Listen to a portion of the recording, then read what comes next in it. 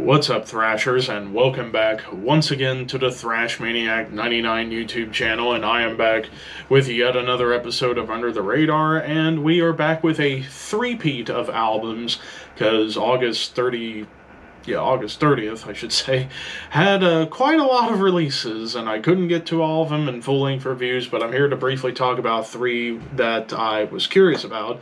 First, we're going to kick things off with Temple Witch with Ocean Thousand, Mountain Thousand.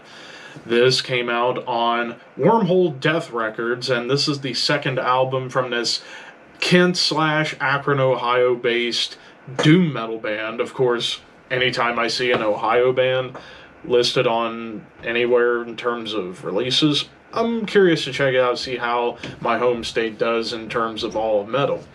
And this is some pretty solid doom metal. Like, you get some, like, atonal melodies. It's got some really chunky riffs. Hell, even at times that gets sludgy.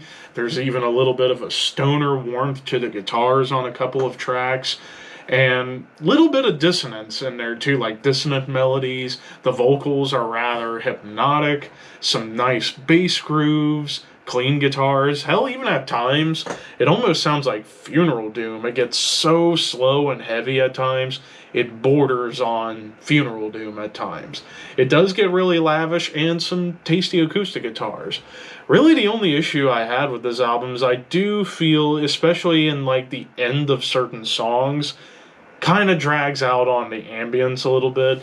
And it does kind of ruin the album for me a little bit. And then also, maybe the flow of the album could have been a little bit better by putting one of the longer songs towards the front half of the album.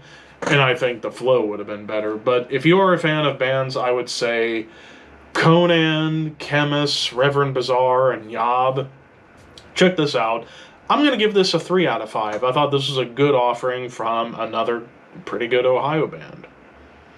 Next up, we're going to be talking about Deceased, Children of the Morgue. This came out on Hell's Headbanger, and this is the 11th studio album from this long-standing Virginia extreme metal band that mixes death metal, thrash metal, and classic heavy metal. And you basically get all that on this album. Like, there's a lot of thrashy energy, there's like classic metal riffs, melodies, harmonies. It gets very aggressive into the death metal side of things. And dare I say, even some doom shows up a little bit on this album whenever it gets like into the slower sections. It's definitely more on the doom side of the scale. There's occasional death metal tremolo riffs, but there's very rarely do you hear blast beats and also even like acoustic licks. Hell, it even gets a little bit kind of speed metal-ish at times. Like, I got reminded of Midnight a little bit at certain points on this album. But awesome shredding solos, and it gallops very nicely, almost like an extreme Iron Maiden. Really, the only thing I have against this album, couple things. I would say I wish the production could have had a stronger mix. And then also, perhaps some of the songs do kind of overstay their welcome. But overall, this is really good. If you are a fan of, I would say, Rigor Mortis, Early Death, Voivod, and Nunslaughter, check this out. I give this a 3.5 out of 5. I thought this was some really good stuff from a long time going band. But now that leaves us with the final one, and that is Ancients, Beyond the Reach of the Sun. This came out on Season of Mist Records, and this is a band I have heard so much about, and I needed to check them out, and thankfully we had a new album. This is a Canadian-based progressive death metal band, you can call them, because, man, this album kind of has everything I love about progressive music in general. Tasty acoustic guitars, great melodies, it's even doomy for a prog metal band. There's even some classic heavy metal touches here and there on a couple of tracks, some atonal riffs, even occasional dissonance that kind of reminds me of Mastodon. But there's a lot of classic prog rock touches going on here. The clean vocals were quite tasteful, but the death growls were really nasty, and even some Opeth grooves. Like, there are riffs and grooves on here that definitely made me think of Opeth. occasional blast beats. It does get double time at points, and there's even some like massive death metal triplet chugs, twin leads. It even gets bluesy, some keyboards.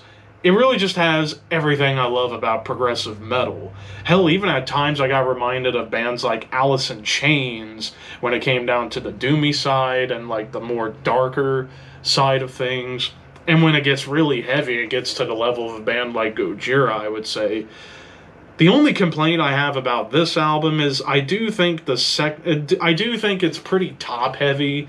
Like the first half of the album is really long and the second half of the album's kind of short. I feel like if they could have like rearranged the track list a little bit and put like a couple of the longer songs in the back half, I think it would have helped with the flow a little bit more. But overall, I thought this was an awesome album. I'm going to go 4.5 out of 5. This was a fantastic progressive metal album for sure.